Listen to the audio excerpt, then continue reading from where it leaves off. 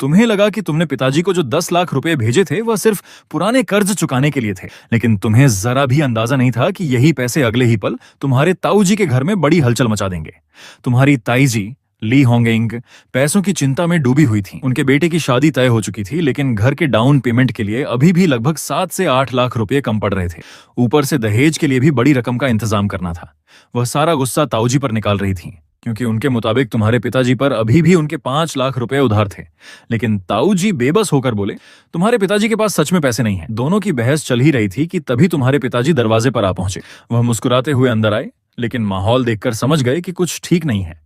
ताई जी ने उन्हें देखते ही ठंडे स्वर में कहा। पिताजी बोले, मैं आज यहाँ तुम्हें पैसे देने आया हूँ। ये सुनकर ताऊ जी हैरान रह गए। सुबह जब फोन पर बात हुई थी तब तो पिताजी कह रहे थे कि उनके पास पैसे नहीं है।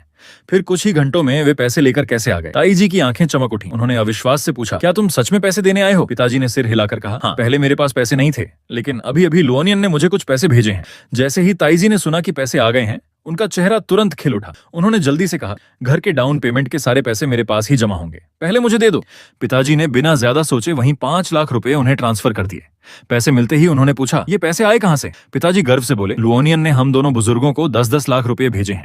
क्या कुल 20 लाख रुपए? ताऊ जी ये सुनकर स्तब्ध रह गए।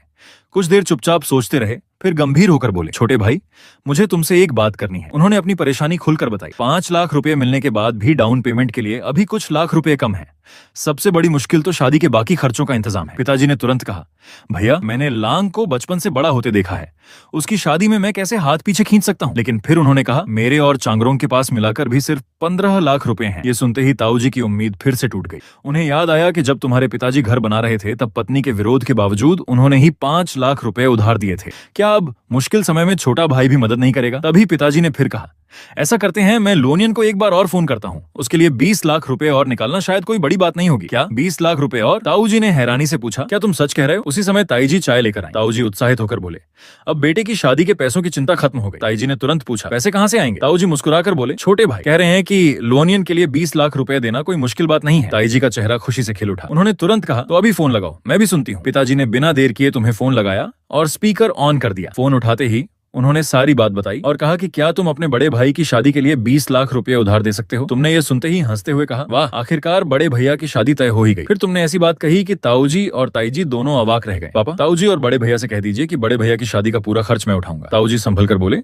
हमें सिर्फ उधार चाहिए, बाद में हम सब लौटा देंगे। लेकिन तुमने तुरंत उनकी बात काटते हुए कहा, ताऊ जी, जब आपने हमारे परिवार की मदद की थी तब आपने कभी इतना हिसाब नहीं लगाया था। ताऊ जी, आप बिल्कुल चिंता मत कीजिए, मैंने कहा है कि शादी की जिम्मेदारी मैं उठाऊंगा तो मैं ही उठाऊंगा। अभी मैं सबसे पहले पापा को 30 लाख रुपए भेजता हूँ, अगर इससे भी काम नहीं चला तो बाद में और भेज दूंगा। 30 लाख रुपए? ताऊ जी फिर भी हिसाब किताब करने पर अड़े रहे। आखिरकार तुम्हें उनकी बात मानने का आश्वासन देना पड़ा। फोन कटने के 1 मिनट के भीतर ही पिताजी के मोबाइल पर एक संदेश आया। उसमें 30 लाख रुपए ट्रांसफर होने की सूचना थी। साथ ही तुम्हारा एक संदेश भी था, पापा, ये 30 लाख रुपए ताऊ जी को दे दीजिए ताकि बड़े भैया की शादी की तैयारियां आराम से हो जाएं। अगर फिर भी पैसे कम पड़े तो बस मुझे बता दीजिए। पिताजी ने तुरंत वही 30 लाख रुपए ताई जी के खाते में ट्रांसफर कर दिए। फिर मुस्कुराकर बोले, भैया भाभी, अब तो पैसों की चिंता नहीं रही है ना? ली होंगिंग ने अपने मोबाइल में खाते का बैलेंस देखा। इतनी बड़ी रकम देखकर उनके चेहरे पर खुशी साफ झलक रही थी। मुस्कुराते हुए उन्होंने भावुक होकर कहा, छोटे भाई, सच कहूं तो तुम्हारा बेटा लुओनियन वाकई बहुत काबिल निकला है। तुम मुस्कुराए और कहा, क्योंकि तुम्हारे पति ने मेरी मेहनत का सारा श्रेय और बोनस उस झांगली को दे दिया। इतना ही नहीं, मुझे नौकरी से भी निकाल दिया। इतना कहकर तुमने सीधे फोन काट दिया। अब आगे क्या होने वाला था उससे तुम्हारा कोई लेना देना नहीं था। दूसरी ओर वांग हुई ने फोन रखते ही गहरी सोच में डूब गई। दरअसल उसे पहले से ही वू केचिंग के अफेयर का शक था। दोनों के रिश्ते में काफी समय से दरार आ चुकी थी, लेकिन जब सच्चाई सामने आई तब भी उसे यह स्वीकार करना आसान नहीं था। हालांकि उसने तुरंत कोई हंगामा नहीं किया। वह एक और ज्यादा महत्वपूर्ण बात के बारे में सोचने लगी, कंपनी के ज्यादा से ज्यादा शेयर अपने नाम कैसे किए जाए।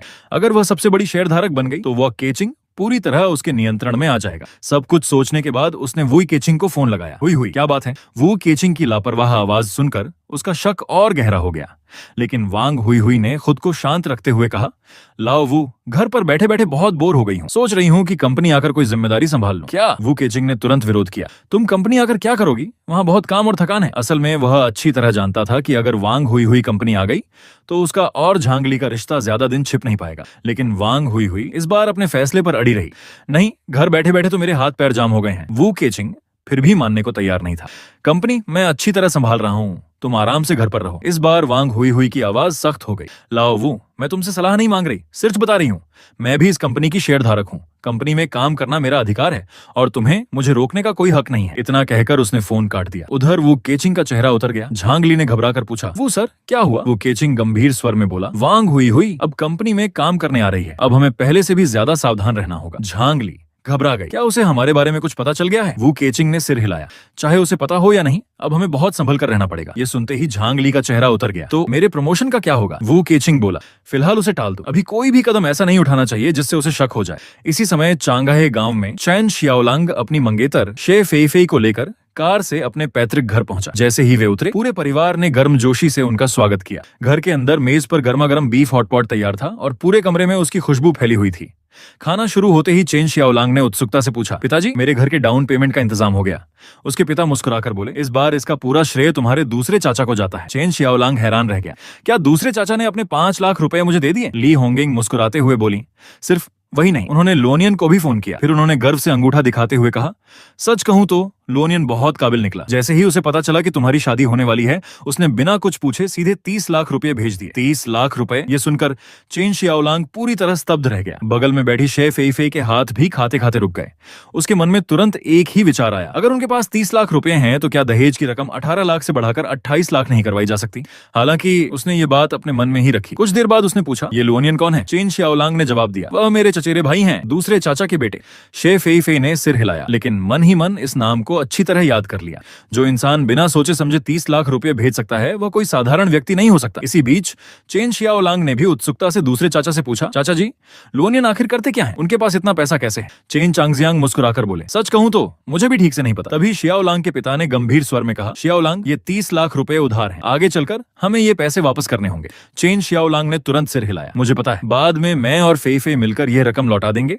लेकिन शे फेई मन ही मन व्यंग्य से मुस्कुरा रही थी। अगर लौटाने हैं तो तुम ही लौटाना। खाना खत्म करने के बाद दोनों ने 20 लाख रुपए डाउन पेमेंट के लिए लिए और उसी रात शहर लौट गए। उधर उसी समय नानजियांग शहर में तुम फिल्म देखने और खाना खाने के बाद लुओ शिन ने अपना मोबाइल देखा और बोली, लोनियन भैया काफी देर हो गई है, अब हमें घर चलना चाहिए, है ना? तुमने कॉफी का कप घुमाते हुए मुस्कुराकर पूछा, घर? कौन सा घर? लुओ शिन ने पलकें झपकाई। अरे अपने घर ही तो। लेकिन तुमने सिर हिलाते हुए कहा, इतनी रात हो गई है, अब वापस मत जाओ, मैं तुम्हारे लिए एक होटल का कमरा बुक कर देता हूँ। लुओ शिन थोड़ा आगे झुककर मुस्कुराई, मेरे लिए कमरा बुक करोगे? तो फिर तुम कहाँ रहोगे? तुमने सहज भाव से जवाब दिया, जब कमरा मैंने ही बुक कराया है तो उसमें सोने का हक मेरा भी है। अगली सुबह तुम्हारी आंख खुली, तुम बिना शर्त के बिस्तर पर लेटे थे। लुओ शिन अभी भी गहरी नींद में थी। वह करवट लेकर सो रही थी और उसकी एक लंबी टांग तुम्हारे ऊपर रखी हुई थी। तुमने धीरे से उसकी टांग हटाई और राहत की सांस लेते हुए बुदबुदाए, अच्छा हुआ मेरी हालत खराब नहीं हुई। उसी समय तुम्हारे सामने सिस्टम का पैनल दिखाई दिया। रेड पैकेट प्राप्त करता, लुओ शिन निकटता, इंटीमेसी 94 अंक। तुमने भौहें सिकोड़ ली। 94 अंकों की निकटता, इंटीमेसी, पर सिस्टम केवल 1 लाख रुपए का रेड पैकेट भेजने की अनुमति देता था, जबकि उसकी अधिकतम सीमा 10 लाख थी। लेकिन तुम्हारा लक्ष्य कुछ और था। तुम 96 अंकों की निकटता पर मिलने वाला 100 गुना रिटर्न चाहते थे। अब ये 1 लाख रुपए तुम्हें बिल्कुल भी आकर्षक नहीं लग रहे थे। तुम्हारे पास रेड पैकेट फंड में कुल 1 करोड़ रुपए थे, इसलिए तुमने फैसला किया कि इन्हें बहुत सोच समझकर खर्च करना होगा। आखिर सिस्टम में आगे मिड लेवल और हाई लेवल सुविधाएं भी खुलने वाली थीं। ये 1 करोड़ रुपए सही जगह खर्च करना जरूरी था। तुमने मन ही मन तय किया कि 96 से कम निकटता वाले किसी भी व्यक्ति को अब 1 रुपया भी रेड पैकेट नहीं भेजोगे। तुम्हारे मन में सिर्फ एक ही योजना थी, अगर भेजना है तो 99 या फिर 100 अंकों की निकटता वाले व्यक्ति को भेजना है। वहां 100 लाख रुपए भेजने पर 100 करोड़ रुपए तक का रिटर्न मिल सकता था। 94 अंक अभी काफी नहीं है। तुम बुदबुदाए और मोबाइल लॉक कर दिया। फिर तुमने करवट लेकर अपने बगल में गहरी नींद में सो रही लुओ शिन को देखा। उसे देखते ही तुम्हारे मन में फिर से एक शरारती ख्याल जाग उठा। दोपहर तक तुम दोनों होटल से बाहर निकले, लेकिन लुओ शिन बहुत धीरे धीरे चल रही थी। 2 कदम चलते ही वह तुम्हारे पीछे छूट जाती। तुमने मुड़कर पूछा, क्या हुआ, ठीक हो? उसने नाराज होकर तुम्हारी तरफ देखा। अब पूछ भी रहे हो, ये सब तुम्हारी वजह से हुआ है। तुम तुरंत मुस्कुराते हुए उसके पास गए और सहारा देते हुए बोले, सॉरी, कल रात में जरा ज्यादा बहक गया था, अपने ऊपर काबू नहीं रख पाया। लुओ शिन ने हल्की सी नाराजगी जताते हुए कहा, चलो कम से कम तुम्हें अपनी गलती का एहसास तो है। दोनों धीरे धीरे लिफ्ट में पहुंचे। उधर होटल की रिसेप्शन पर खड़ी 2 कर्मचारी उन्हें जाते हुए देखकर मुस्कुरा उठी। एक बोली, युवा होना भी क्या बात है? दूसरी हंसते हुए बोली, हाँ मेरे पति तो 1 मिनट भी नहीं टिकते। पास खड़ी एक युवा कर्मचारी चुपचाप मुस्कुरा दी। पार्किंग में पहुंचकर तुमने लुओ शिन को कार में बैठाया और खुद ड्राइविंग सीट पर बैठ गए। चलो तुम्हें घर छोड़ दूं? लुओ शिन ने तुरंत सिर हिलाया। नहीं, मैं अभी घर नहीं जा सकती। उसने शिकायत भरी नजर से तुम्हें देखा। इस हालत में घर जाऊंगी तो मम्मी पापा को क्या जवाब दूंगी? तुम शरारती मुस्कान के साथ बोले, तो फिर क्यों ना कुछ दिन और होटल में ही रुक जाए। लुओ शिन ने जोर जोर से सिर हिलाया। बिल्कुल नहीं, अगर कुछ दिन और रुकी तो मेरी जान ही निकल जाएगी। कुछ देर सोचने के बाद उसने कहा, मुझे मेरी सबसे अच्छी दोस्त के घर छोड़ दो। तुमने तुरंत कार स्टार्ट की। ठीक है, पता बताओ। करीब 20 मिनट बाद कार बायून रेजिडेंशियल सोसाइटी के बाहर रुकी। अब लुओ शिन पहले से काफी सामान्य तरीके से चल रही थी। तुमने हैरानी से पूछा, अब ठीक हो गई? उसने घूरते हुए कहा, ठीक कहाँ हुई हूँ, बस अपनी सहेली के सामने शर्मिंदा नहीं होना चाहती। तभी उसने सोसाइटी के गेट की ओर इशारा किया। वो रही गुलाबी नाइट सूट वाली लड़की मेरी दोस्त है। तुमने उसकी तरफ देखा। एक युवा लड़की इधर उधर किसी को ढूंढ रही थी। वह काफी खूबसूरत थी। तुम अनायास ही उसे देखने लगे। लुओ शिन ने तुरंत खट्टे स्वर में कहा, क्या बात है, उसे देखते ही पसंद आ गई क्या? तुम मुस्कुराकर बोले, वाह, तुमने तो तुरंत पकड़ लिया, बहुत बड़े आशिक हो तुम। लुओ शिन ने झूठ मूठ नाराजगी दिखाई, लेकिन वास्तव में उसे बुरा नहीं लगा। तुमने पूछा, उसका नाम क्या है? लू चेनशी। अच्छा नाम है। उसी समय लू चेनशी को लू शिन दिखाई नहीं दी तो उसने उसे फोन लगा दिया। शिन, तुम कहाँ हो? मुझे तो दिख ही नहीं रही। लू शिन ने कार का दरवाजा खोला और हाथ हिलाकर आवाज लगाई, चेनशी इधर। लू चेनशी ने जैसे ही कार देखी वह कुछ पल के लिए ठिठक गई। उसने फोन रखा और तेजी से उनकी ओर चली आई। लुओ शिन, तुम इस कार से आई हो? तुम भी कार से उतरकर मुस्कुराए। नमस्ते, सुंदर लड़की। लू चेनशी ने भी मुस्कुराकर जवाब दिया, नमस्ते। फिर वह लू शिन को एक तरफ ले गई और धीरे से पूछने लगी, ये कौन है? तुम्हारे बॉयफ्रेंड? लू शिन ने सिर हिलाया। नहीं, ये हमारे घर के किराएदार हैं। किराएदार? लू चेनशी को बिल्कुल विश्वास नहीं हुआ। वह धीरे से बोली, तुम्हारे घर का किराएदार इतनी महंगी कार चलाता है? लू शिन ने ज्यादा सफाई नहीं दी। उसने सिर्फ इतना कहा कि वह 2 दिन उसकी घर पर रहना चाहती है। लू चेनशी ने तुरंत हामी भर दी, लेकिन जब वह लू शिन का सामान उठाने लगी तभी उसकी नजर लू शिन के चलने के अंदाज पर गई। एक पल में ही उसे सब समझ आ गया। उसके होंठों पर एक अर्थपूर्ण मुस्कान फैल गई। दोनों को सोसाइटी के अंदर जाते हुए देखकर तुम तुरंत वापस कार में बैठ गए। तुमने लुओ शिन का वीचैट खोला, तभी सिस्टम का डेटा पैनल सामने उभर आया। रेड पैकेट प्राप्त करता लुओ शिन, निकटता इंटीमेसी 96 अंक। तुम हल्का सा चौंक गए। निकटता सचमुच 94 से बढ़कर 96 अंक हो गई थी। यही वह सीमा थी जहां से 100 गुना रिटर्न मिलना शुरू होता था। तुमने बिना एक पल गंवाए सीधे 10 लाख रुपए का रेड पैकेट भेज दिया। इसके बाद कार स्टार्ट की और वहां से निकल गए।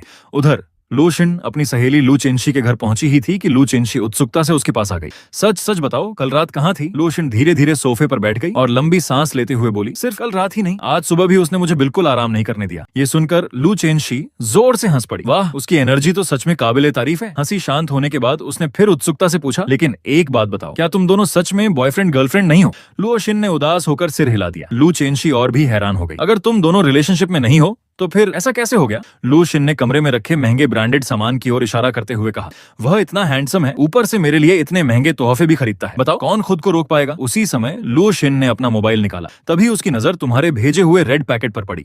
उसने तुरंत स्क्रीन लू चेनशी के सामने कर दी। देखो, उसने फिर से मुझे रेड पैकेट भेजा है। लू चेनशी ने बेपरवाही से होंठ सिकोड़ते हुए कहा, एक रेड पैकेट में कितना ही होगा, कुछ 100 या कुछ 1000 रुपए। तुमने पूरी रात उसके साथ बिताई है। लुओ शिन ने मुस्कुराकर रेड पैकेट खोल दिया। अगले ही पल जैसे ही उसने उसमें लिखी 6 अंकों की राशि देखी, वह पूरी तरह स्तब्ध रह गई। उसकी जोरदार चीख सुनकर लू चेनशी घबरा गई। शिन, क्या हुआ? लू शिन ने कांपते हाथों से मोबाइल उसके सामने कर दिया। चेनशी, जल्दी देखो, उसने मुझे कितने पैसे भेजे हैं। लू चेनशी ने लापरवाही से स्क्रीन की ओर देखा। इतना क्या है कि तुम इतनी हैरान हो रही हो? लेकिन जैसे ही उसकी नजर रकम पर पड़ी, वह भी अवाक रह गई। 10 लाख रुपए। दोनों कुछ पल तक चुप रह गईं। उन दोनों की साल भर की मेहनत की कमाई भी शायद इतनी नहीं होती थी, और यहाँ एक ही रेड पैकेट उनकी पूरे साल की कमाई से ज्यादा था। लू चेनशी ने अविश्वास से पूछा, वह तुम्हें इतने पैसे क्यों भेज रहा है? लू शिन ने उलझन में सिर हिलाया। कल उसने मेरे लिए 5-6 लाख रुपए की खरीदारी की और आज 10 लाख रुपए भेज दिए। अचानक उसने लू चेनशी का हाथ पकड़ लिया। चेनशी, क्या तुम्हें लगता है कि चेन लोनियन सच में मुझे पसंद करता है? नहीं तो वह मुझ पर 15 लाख रुपए से भी ज्यादा क्यों खर्च करता? लू चेनशी मुस्कुराई। मुझे भी यही लगता है। लू शिन ने फिर पूछा, लेकिन अगर वो मुझे पसंद करता है तो उसने अब तक मुझे अपनी गर्लफ्रेंड बनने के लिए क्यों नहीं कहा? लू चेनशी शरारती मुस्कान के साथ बोली, इसे कहते हैं दूरी बनाकर दिल जीतना। देखो ना, अब तुम हर समय उसी के बारे में सोच रही हो। लू शिन के गाल लाल हो गए, लेकिन उसने जिद भरे स्वर में कहा, हाँ, जब तक वो खुद मुझे प्रपोज नहीं करेगा मैं कभी पहल नहीं करूंगी। लू चेनशी हंसते हुए उसके करीब आई। सच? अगर वो फिर तुम्हें बाहर बुलाए तो क्या तुम मना कर दोगी? इस सवाल पर लुओ शिन कुछ पल के लिए चुप रह गई। लू चेनशी मुस्कुराई। मैं जानती थी तुम उसे मना ही नहीं कर पाओगी। उधर तुम आराम से कार चलाते हुए सड़क पर आगे बढ़ रहे थे। तुम्हारे दिमाग में अभी भी लुओ शिन की निकटता, इंटीमेसी का आंकड़ा घूम रहा था। तुम्हें उम्मीद नहीं थी कि सिर्फ एक रेड पैकेट भेजने से भी निकटता बढ़ सकती है। अब तक सिस्टम से मिलने वाला कुल कैशबैक 4 करोड़ 10 लाख रुपए तक पहुंच चुका था। तभी तुम्हें अपनी छोटी बहन चेन छिंगछिंग की याद आई। कल उससे कॉलेज में मिल लेता हूँ। तुमने तुरंत उसे फोन लगाया। हेलो, अरे बड़े भैया। तुम हंस पड़े। वाह, आज तो बड़ी मीठी जुबान हो गई है। चेन छिंगछिंग भी हंस पड़ी। ये सब आपके रेड पैकेट का असर है। तुमने मजाक किया, सच है। पैसे में इतनी ताकत होती है कि छोटी बहन भी बड़े प्यार से भैया कहने लगती है। फिर तुम सीधे मुद्दे पर आए। कल मैं तुम्हारे कॉलेज आ रहा हूँ, बताओ कब फ्री रहोगी? चैन छिंगछिंग ने थोड़ा सोचकर कहा, शाम को। मेरी छुट्टी 5:30 बजे होती है। ठीक है, छुट्टी के बाद साथ में खाना खाते हैं। अगले दिन नानजियांग यूनिवर्सिटी ऑफ इलेक्ट्रॉनिक टेक्नोलॉजी की एक कक्षा में अध्यापक ने घड़ी देखकर कहा, क्लास खत्म होने वाली है। सबने अपना असाइनमेंट पूरा कर लिया? कक्षा प्रतिनिधि तुरंत खड़ा हुआ। जी सर, सबके असाइनमेंट आपके ईमेल पर भेज दिए गए हैं। अध्यापक संतुष्ट होकर मुस्कुराए। अच्छा है, उम्मीद है इस बार किसी ने मुझे हाथ से लिखी कॉपी जमा नहीं की होगी। इतना कहते ही उनकी नजर अनायास ही चेन छिंगछिंग पर चली गई। पहली बेंच पर बैठी फांग यूनियान तुरंत पीछे मुड़ी और व्यंग्य से बोली, चेन छिंगछिंग, हर बार असाइनमेंट बनाने के लिए दूसरों का कंप्यूटर उधार लेती हो, तुम्हें शर्म नहीं आती? तभी बगल में बैठी लो शियाओयू ने तुरंत उसका विरोध किया। फांग यूनियान, इस बार छिंगछिंग ने मेरा कंप्यूटर नहीं लिया। लेकिन फांग यूनियान फिर भी नहीं मानी।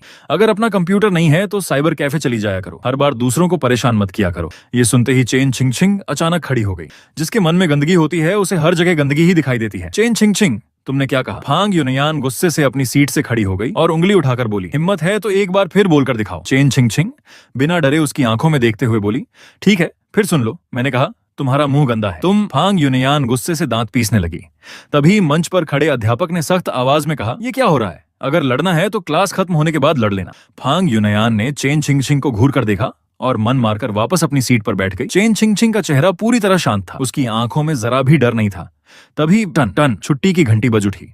सभी छात्र छात्राएं अपनी अपनी सीटों से उठकर क्लासरूम से बाहर निकलने लगे। चेन छिंगछिंग ने कुछ पल सोचा, फिर शांत स्वर में बोली, बस ठीक ठाक ही हैं। लो शियाओयू ने हैरानी से पूछा, सच में? तुम इतनी खूबसूरत हो तो तुम्हारे भाई भी कम से कम अच्छे दिखते होंगे। चेन छिंगछिंग ने नाक सिकोड़ते हुए मजाक में कहा, मुझे तो लगता है वही हमारे परिवार की औसत खूबसूरती कम कर देते हैं। इतना भी बुरा? ये सुनकर लो शियाओयू की उत्सुकता और बढ़ गई। अब तो मैं जरूर देखना चाहूंगी कि तुम्हारे भाई कैसे दिखते हैं।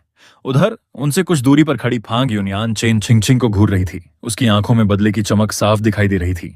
उसकी दो रूममेट्स पास आकर बोली, यूनियान, क्या चेन छिंगछिंग को सबक सिखाएं? फांग यूनियान के होंठों पर ठंडी मुस्कान उभरी। अभी नहीं, वे लोग कॉलेज से बाहर जा रहे हैं, पहले उनका पीछा करते हैं, जब वे अकेले होंगे तब देखते हैं। उसी समय कॉलेज के मुख्य गेट पर तुम अपनी चमकदार बैंगनी रंग की लग्जरी कार में बैठे छात्रों की भीड़ को देख रहे थे। छुट्टी हुए लगभग 10 मिनट हो चुके थे, लेकिन चेन छिंगछिंग अभी तक दिखाई नहीं दी। तुम मन ही मन सोचने लगे, क्या उसे किसी काम ने रोक लिया? तभी दो लड़कियां तुम्हारी कार की खिड़की के पास आ गईं। उनमें से एक, जिसके लंबे बाल थे, मुस्कुराकर बोली, हैंडसम, क्या अपनी गर्लफ्रेंड का इंतजार कर रहे हो? तुमने शिष्टता से जवाब दिया, नहीं, किसी का इंतजार कर रहा हूँ। लड़की ने तुरंत अपना मोबाइल निकाला। तो अपना कॉन्टैक्ट नंबर दे सकते हो? तुमने गंभीर चेहरा बनाकर कहा, माफ कीजिए, मुझे स्मार्टफोन चलाना नहीं आता। तुम्हारी बात पूरी भी नहीं हुई थी कि कार के डैशबोर्ड पर रखा मोबाइल जोर से बज उठा। दोनों लड़कियों के चेहरे तुरंत उतर गए। उन्होंने तुम्हें घूरा और बड़बड़ाते हुए वहां से चली गईं। हाँ, बड़ी गाड़ी क्या मिल गई, खुद को बहुत बड़ा समझता है। तुमने उनकी बात पर कोई ध्यान नहीं दिया और फोन उठा लिया। दूसरी तरफ से चेन छिंगछिंग की आवाज आई, भैया आपने तो कहा था कि गेट पर हो, लेकिन आप दिख क्यों नहीं रहे? तुमने तुरंत कॉलेज गेट की ओर देखा और एक नजर में उसे पहचान लिया। अपने बाईं ओर खड़ी बैंगनी रंग की कार दिख रही है? फोन पर जवाब आया, हाँ दिख रही है, मैं उसी में बैठा हूँ, इधर आ जाओ। इतना कहकर तुमने फोन काट दिया। चेन छिंगछिंग ने मोबाइल जेब में रखा और हैरानी से तुम्हारी कार की ओर चलने लगी। उसके साथ चल रही लो शियाओयू ने आश्चर्य से पूछा, छिंगछिंग, तुम तो अपने भाई को ढूंढ रही थी, उस लग्जरी कार की तरफ क्यों जा रही हो? चेन छिंगछिंग खुद भी पूरी तरह आश्वस्त नहीं थी। उन्होंने कहा, वो उसी कार में है। क्या तुम्हारे भाई उस कार में है? लो शियाओयू की आंखें फैल गईं। कुछ ही देर में दोनों कार के पास पहुंच गईं। चेन छिंगछिंग ने जैसे ही तुम्हें ड्राइविंग सीट पर बैठे देखा, वह अविश्वास से भर गई। भैया आप इस कार में कैसे? उधर लो शियाओयू मन ही मन सोच रही थी, वाह, छिंगछिंग के भैया तो सच में बहुत हैंडसम है। तुम मुस्कुराए और बोले, ये मेरी कार है, मैं इसमें क्यों नहीं बैठ सकता? आपकी कार? चेन छिंगछिंग की आंखें और बड़ी हो गईं। मतलब आपने इसे खरीदा है? तुम हंसते हुए बोले, और क्या, सिर्फ तुमसे मिलने के लिए क्या मैं इतनी महंगी कार किराए पर लेकर आता? फिर भी चेन छिंगछिंग को पूरा विश्वास नहीं हुआ। वह 2 कदम पीछे हटकर कार को गौर से देखने लगी, फिर पूछ बैठी, भैया इसकी कीमत कितनी है? तुमने सहज स्वर में कहा, ज्यादा नहीं, ऑन रोड करीब 3.5 करोड़ रुपए। क्या 3.5 करोड़? चेन छिंगछिंग की आवाज अनायास ऊंची हो गई। पास खड़ी लो शियाओयू ने कार के लोगों की ओर इशारा करते हुए कहा, छिंगछिंग, ये लग्जरी ब्रांड की कार है, इसकी कीमत इतनी होना बिल्कुल सामान्य बात है। अब जाकर चेन छिंगछिंग को यकीन हुआ, वह तुम्हें नए नजरिए से देखने लगी। भैया जब आपने मुझे 10 लाख रुपए का रेड पैकेट भेजा था, तभी लगा था कि आप अमीर हैं, लेकिन इतना अमीर होंगे ये कभी नहीं सोचा था। तुम मुस्कुराए, चिंता मत करो, तुम्हारा भाई आगे और भी ज्यादा अमीर बनने वाला है। फिर तुमने अपनी नजर लुओ शियाओयू की ओर घुमाई। छिंगछिंग, अपनी इस खूबसूरत दोस्त से मेरा परिचय नहीं कराओगी? चेन छिंगछिंग तुरंत बोली, ये लुओ शियाओयू है, मेरी सबसे अच्छी दोस्त। तुमने मुस्कुराकर कहा, नमस्ते लुओ शियाओयू, मेरा नाम चेन लोनियन है। फिर बोले, काफी देर हो गई है, चलो पहले कार में बैठो, मैं तुम दोनों को खाना खिलाने ले चलता हूँ। चेन छिंगछिंग ने खुशी से हामी भरी और लू शियाओयू को साथ लेकर कार में बैठ गई। लेकिन तुम लोगों को जरा भी अंदाजा नहीं था कि कॉलेज गेट के पास खड़ी फांग यूनियान और उसकी दोनों सहेलियों ने यह सब देख लिया था। उनके लिए यह किसी बड़े रहस्य का पता चलने जैसा था। फांग यूनियान ने अपनी आंखों से देखा कि चेन छिंगछिंग और लो शियाओयू एक लग्जरी कार में बैठ रही हैं। वह तुरंत चिल्लाई, जल्दी जल्दी फोटो खींचो। उसने फौरन अपना मोबाइल निकाला और तुम्हारी कार की लगातार कई तस्वीरें लेने लगी। तस्वीरें खींचते हुए वह झर भरे स्वर में बड़बड़ाई, दोनों किसी अमीर आदमी की रखेल बन गई हैं।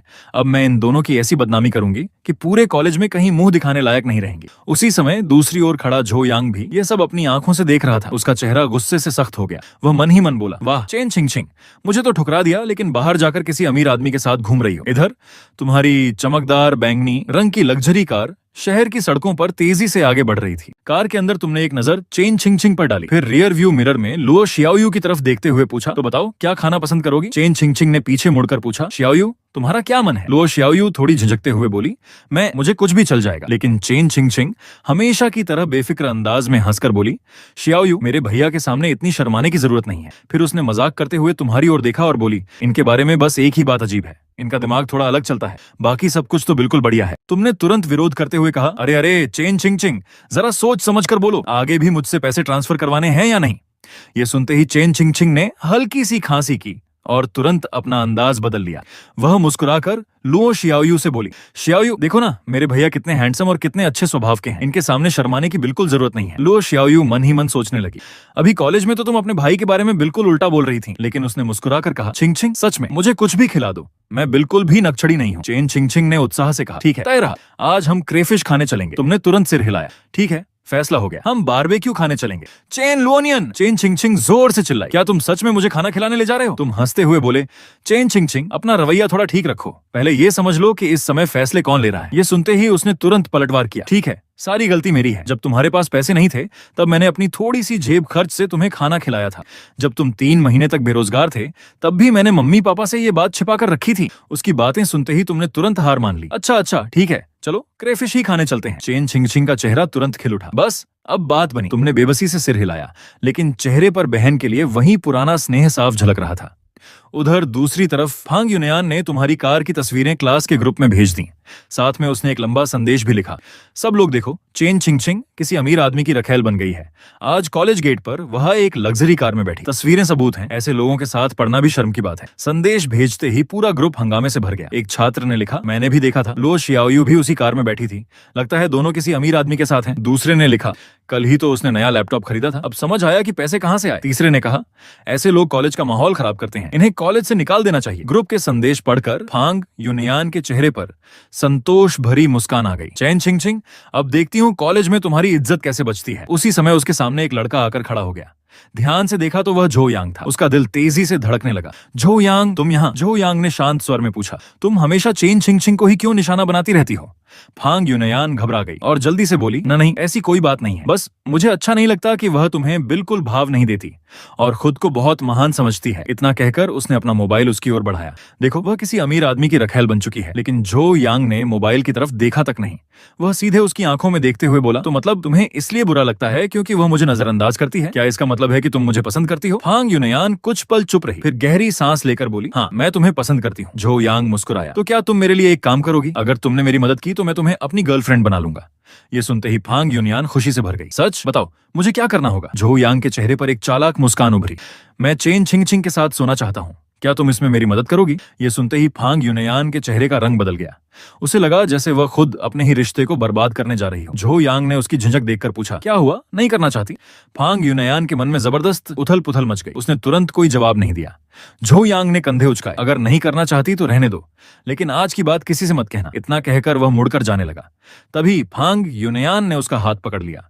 उसने दृढ़ स्वर में कहा, झो यांग मैं तैयार हूँ, मैं तुम्हारी मदद करूंगी। झो यांग मुस्कुराया, यही सही फैसला है। उधर तुम्हारी कार शहर की सड़कों पर तेजी से आगे बढ़ रही थी। तुमने चेन छिंग छिंग से पूछा, तुम लोगों की छुट्टियां भी आने वाली होंगी है ना? चेन छिंग छिंग ने सिर हिलाया, हाँ अभी 15 दिन बाद फाइनल परीक्षा है, परीक्षा खत्म होते ही घर लौट जाएंगे। 15 दिन? अभी तो काफी समय है। तुमने मुस्कुराकर पूछा, अगर चाहो तो मैं छुट्टियों तक यहीं रुक जाता हूँ, फिर हम साथ में घर चलेंगे। चेन छिंग छिंग खुशी से बोली, वाह बढ़िया रहेगा, तुम्हारी कार में आराम से चलेंगे, ट्रेन का टिकट भी नहीं लेना पड़ेगा। तुमने मुस्कुराकर कहा, ठीक है फिर मैं तुम्हारे कॉलेज के पास ही किसी होटल में रुक जाता हूँ। ठीक है जैसा तुम्हारी मर्जी।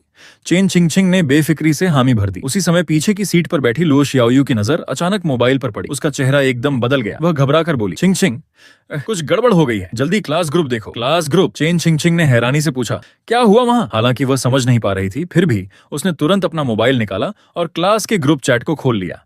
लेकिन जैसे ही उसकी नजर ग्रुप में चल रही बातचीत पर पड़ी, उसके चेहरे का रंग पल भर में उड़ गया। वह गुस्से से तमतमा उठी। उधर तुम्हारी कार लाल बत्ती पर रुकी हुई थी। तुमने तुरंत महसूस किया कि चेन चिंगचिंग के चेहरे के भाव अचानक बदल गए हैं। तुमने चिंतित होकर पूछा, क्या हुआ? चेन चिंगचिंग ने गुस्से को दबाते हुए कहा, भैया, किसी ने मेरी झूठी बदनामी शुरू कर दी है। बदनामी? आखिर हुआ क्या है? तुमने आश्चर्य से पूछा। चेन चिंगचिंग ने बिना कुछ कहे अपना मोबाइल तुम्हारी ओर बढ़ा दिया। आप खुद देख लीजिए। तुमने मोबाइल हाथ में लेकर ग्रुप के संदेश पढ़े। अगले ही पल तुम्हारा चेहरा भी गंभीर हो गया। ये फांग यूनियान का दिमाग खराब हो गया है क्या? उसने तो यहाँ तक लिख दिया कि मैं तुम्हें पैसे देकर रख रहा हूँ। चेन चिंगचिंग गुस्से से बोली, भैया, अभी वापस कॉलेज चलते हैं, मुझे उसी से जाकर साफ साफ बात करनी है, नहीं तो मैं कॉलेज में कैसे रहूंगी। उसी समय ट्रैफिक सिग्नल हरा हो गया और पीछे से गाड़ियों के हॉर्न बजने लगे। तुमने मोबाइल उसे वापस दिया, कार आगे बढ़ाई और शांत स्वर में कहा, चिंगचिंग, घबराने की जरूरत नहीं है, पहले चलते हैं और आराम से क्रेफिश खाते हैं। मेरे पास इस समस्या का समाधान है। वह हैरानी से बोली, क्या समाधान? तुम मुस्कुराए। पहले खाना खाते हैं, फिर सब बताता हूं। तुम्हारे आत्मविश्वास को देखकर चेन चिंगचिंग ने फिलहाल अपना गुस्सा और जिज्ञासा दोनों दबा लिए।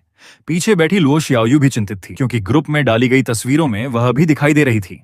अब उसे भी फांग यूनियान से गहरी नफरत होने लगी थी। कुछ ही देर बाद तुम लोग एक रेस्टोरेंट पहुंचे। ऑर्डर देने के बाद खाना आने का इंतजार करते हुए चेन चिंगचिंग खुद को रोक नहीं पाई। भैया, अब तो बताइए, आखिर आपका प्लान क्या है? लुओ शियाओयू भी उत्सुकता से तुम्हारी ओर देखने लगी। तुमने मुस्कुराकर पूछा, चिंगचिंग, अभी तुम्हारी सबसे बड़ी इच्छा क्या है? वह बिना सोचे बोली, सच सबके सामने आ जाए और मेरी बेगुनाही साबित हो जाए। और उसके बाद? तुमने फिर पूछा, फांग यूनियान का क्या? चेन चिंगचिंग ने दृढ़ स्वर में कहा, उसे सबके सामने मुझसे माफी मांगनी होगी। तुमने सिर हिलाया। माफी मांगना तो चाहिए, लेकिन सोचो उससे उसका क्या नुकसान होगा, और अगर वो माफी मांगने से ही इनकार कर दे तो तुम कर भी क्या लोगी? ये सुनकर चेन चिंगचिंग कुछ देर चुप हो गई। फिर उसने धीमे से कहा, भैया, मैं उसे जानती हूँ, वह कभी माफी नहीं मांगेगी। तुम्हारे चेहरे पर हल्की सी ठंडी मुस्कान आई। इसीलिए हमें सिर्फ माफी नहीं चाहिए, हमें यह सुनिश्चित करना होगा कि उसे अपने किए की कानूनी कीमत चुकानी पड़े। चेन चिंगचिंग की आंखें चमक उठी। भैया, जल्दी बताइए, तुमने अपना पूरा प्लान बताया। अगर तुम सिर्फ अपनी सफाई दोगी या कॉलेज बीच बचाव करेगा तो ज्यादा से ज्यादा मामला समझौते पर खत्म हो जाएगा। लेकिन अगर तुम सीधे पुलिस में शिकायत दर्ज कराओ और उसके खिलाफ झूठे आरोप लगाने तथा मानहानि का मामला दर्ज करवाओ तो क्लास ग्रुप में उसके अपने संदेश ही उसके खिलाफ सबूत बन जाएंगे। ये सुनते ही लुओ शियाओयू ने तुरंत मोबाइल निकालकर संबंधित कानूनी जानकारी देखनी शुरू कर दी। फिर बोली, मानहानि और झूठे आरोपों के मामलों में परिस्थितियों के अनुसार कानूनी कार्रवाई, जुर्माना या अन्य दंड हो सकते हैं। तुमने उसकी ओर देखकर कहा, और एक बात और, जैसे ही पुलिस में शिकायत होगी मामला पूरे कॉलेज में फैल जाएगा। उसके बाद मैं खुद अपनी कार लेकर कॉलेज आऊंगा, तब सबको सच्चाई समझने में देर नहीं लगेगी। लेकिन फांग यूनियान के झूठे आरोपों का रिकॉर्ड हमेशा रहेगा। अगर कॉलेज कार्रवाई करता है तो बदनाम वो होगी, तुम नहीं। इतना कहकर तुमने चेन चिंगचिंग की आंखों में देखते हुए गंभीर स्वर में कहा, एक बात हमेशा याद रखना, कोई भी तुम्हें समझौता करने के लिए कहे तो भी मत मानना, उसे अपने की कानूनी जिम्मेदारी उठानी ही होगी। चेन चिंगचिंग ने दृढ़ता से सिर हिलाया। भैया, अब मैं समझ गई, मैं उसे इतनी आसानी से नहीं छोड़ूंगी। तुमने संतोष से मुस्कुराते हुए कहा, अभी अफवाह बस फैलनी शुरू हुई है, अभी हमें जल्दबाजी में सफाई देने की जरूरत नहीं है। थोड़ा इंतजार करो, जब जवाब देंगे तो ऐसा देंगे कि कोई दोबारा झूठ फैलाने की हिम्मत न करे। तुम्हारी बात सुनकर चेन चिंगचिंग का मन पूरी तरह शांत हो गया।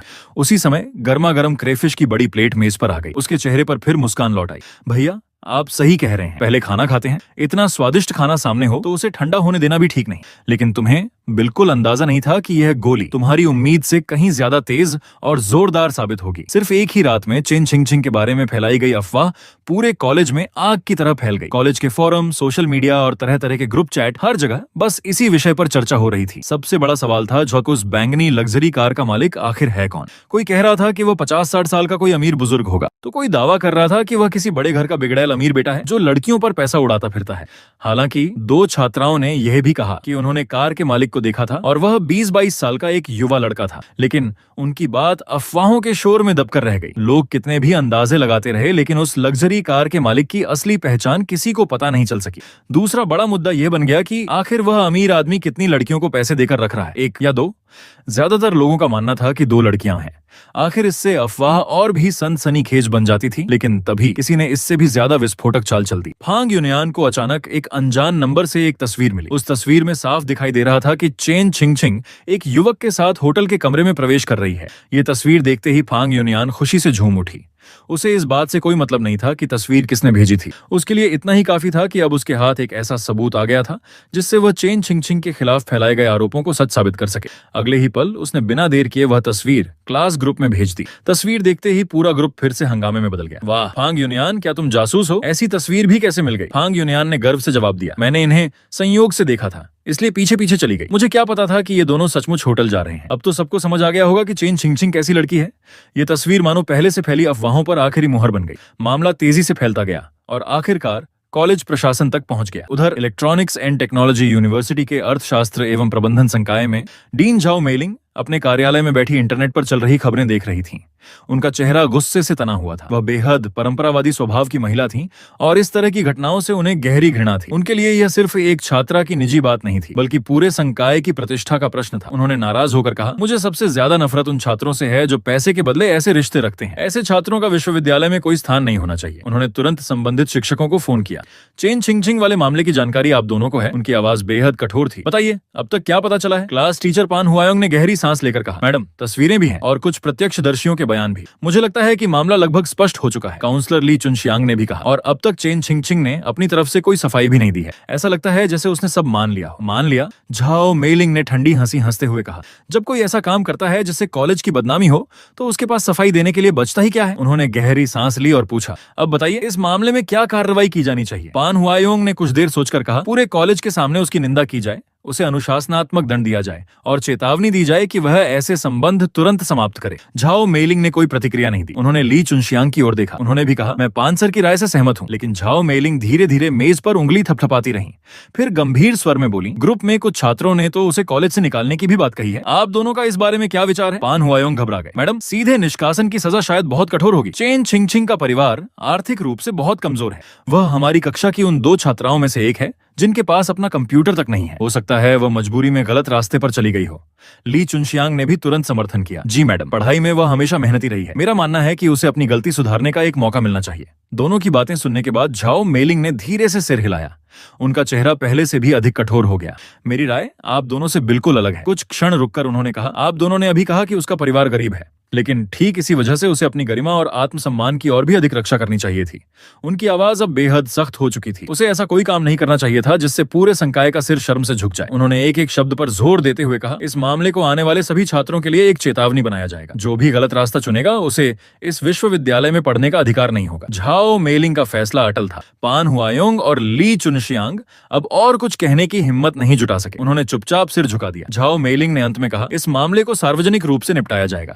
मैं चाहती हूँ कि पूरे विश्वविद्यालय के लिए यह एक उदाहरण बने। दोनों ने एक साथ जवाब दिया, जी मैडम। कार्यालय से बाहर निकलने के बाद दोनों कुछ देर गलियारे में खड़े रहे। फिर उन्होंने बेबसी से एक लंबी सांस छोड़ी। पान हुआयोंग ने गहरी सांस लेकर कहा, मैं जाकर पूरी कक्षा को इकट्ठा करता हूँ और प्रशासन के निर्णय की सार्वजनिक घोषणा करता हूँ। ली चुनशियांग के चेहरे पर चिंता साफ दिखाई दे रही थी। उन्होंने धीमे स्वर में कहा, और मैं चेन छिंगछिंग से संपर्क करती हूँ। पहले उससे बात करनी होगी, कहीं वह सदमे में आकर कोई गलत कदम न उठा ले। उधर उस समय तुम कॉलेज से लगभग 3 किलोमीटर दूर एक होटल में थे। तुम अपने कमरे से बाहर निकले और बगल वाले कमरे का दरवाजा खटखटाया। दरवाजा खुलते ही सामने चेन छिंगछिंग दिखाई दी। उसके चेहरे पर साफ गुस्सा झलक रहा था। तुम मुस्कुराकर बोले, अरे सुबह सुबह इतना गुस्सा क्यों? अंदर जाकर तुमने देखा कि लुओ शियाओयू बिस्तर पर बैठी हुई थी। तुमने मुस्कुराकर उसकी ओर सिर हिलाकर अभिवादन किया। चेन छिंगछिंग गुस्से में जाकर बिस्तर पर धम्म से बैठ गई और बोली, और किसकी वजह से? आपकी ही वजह से। आपने ही शियाओयू से होटल वाली तस्वीर खिंचवाई थी। अब वही फोटो फांग यूनियान ने हमारे क्लास ग्रुप में डाल दी है। पूरा कॉलेज मेरे बारे में तरह तरह की बातें कर रहा है, लेकिन तुम बिल्कुल शांत रहे। हल्की मुस्कान के साथ बोले, इसमें बुरा क्या है? फिलहाल तो तुम अपने पूरे कॉलेज की सबसे ज्यादा चर्चित छात्रा बन चुकी हो। चेन छिंगछिंग ने होंठ फुलाकर कहा, मुझे ऐसी बदनाम मशहूरी बिल्कुल नहीं चाहिए। फिर उसने तुरंत पूछा, भैया अब तो बात पूरे कॉलेज में फैल चुकी है, बदनामी भी काफी हो गई है, क्या अब हम पलटवार कर सकते हैं? तुमने शांत स्वर में कहा, अभी नहीं, थोड़ा और इंतजार। चेन छिंगछिंग अधीर होकर बोली, अब और किस बात का इंतजार? तुम हल्का सा मुस्कुराए। तुम्हारे कॉलेज से कोई खुद तुम्हें संपर्क करे, क्योंकि तभी यह साबित होगा कि तुम्हारे शिक्षक भी इस मामले के बारे में जान चुके हैं। तुम्हारी बात पूरी भी नहीं हुई थी कि चेन छिंगछिंग का मोबाइल बज उठा। उसने स्क्रीन पर नजर डाली, फिर हैरानी से तुम्हारी ओर देखा। भैया मेरी काउंसलर का फोन है। तुम मुस्कुराए। लगता है अब पलटवार शुरू करने का समय आ गया है। चेन छिंगछिंग ने गहरी सांस ली और तुरंत अपनी आवाज में उदासी भर ली। Hello madam. फोन पर ली चुनशियांग की नरम आवाज सुनाई दी। छिंग छिंग, अभी तुम कहाँ हो? मैं बाहर हूँ। अभी तुरंत कॉलेज आ जाओ। तुम्हारी क्लास जिस कमरे में होती है वहीं आना अभी। चेन छिंग छिंग ने जानबूझकर अनिच्छा दिखाई। हाँ अभी, हम सब तुम्हारा इंतजार कर रहे हैं। फोन कटते ही उसके चेहरे से उदासी गायब हो गई। उसकी जगह गुस्सा और दृढ़ संकल्प दिखाई देने लगा। तुमने मुस्कुराकर अंगूठा दिखाया, बहुत बढ़िया। तुम्हारी एक्टिंग तो किसी फिल्म की हीरोइन से कम नहीं है। चेन छिंग छिंग ने नाक सिकोड़ते हुए कहा, इस बार मैं फांग यूनियान को उसके की कीमत जरूर चुकवाऊंगी। तुमने सिर हिलाया। जाओ, लेकिन याद रखना, अपने शिक्षकों के सामने ही पुलिस में शिकायत दर्ज करवाना। मैं होटल में रहूंगा, तुम्हारे फोन का इंतजार करूंगा। चेन छिंग छिंग ने लो शियाओयू का हाथ पकड़ा और दोनों जल्दी जल्दी होटल से निकल गए। तुम अपने कमरे में लौटे ही थे कि मोबाइल पर लू शिन का संदेश आया, लोनियन भैया अब मैं ठीक हूँ, क्या आप मुझे कार से घर छोड़ देंगे? तुमने बिना किसी भाव के केवल इतना जवाब लिखा, आज मैं व्यस्त हूँ, तुम टैक्सी करके चली जाओ। उधर बायून अपार्टमेंट में लो शिन और लू चेनशी बिस्तर पर बैठे मोबाइल की स्क्रीन देख रही थी। लो शिन उत्साहित होकर बोली, उन्होंने जवाब दे दिया, जल्दी देखो क्या लिखा है। लू चेनशी भी उत्सुकता से स्क्रीन देखने लगी, लेकिन जैसे ही लो शिन ने चैट खोली उसके चेहरे की मुस्कान गायब हो गई। वह मायूस होकर बोली, ऐसा कैसे हो गया? कल तक तो उन्होंने मेरे लिए इतने उपहार खरीदे, मुझे पैसे भी भेजे, और आज इतने ठंडे तरीके से मना कर दिया। लू चेनशी ने उसके कंधे पर हाथ रखा और आत्मविश्वास से बोली, ज्यादा मत सोचो, ये बस तुम्हें अपने पीछे लगाने की चाल है।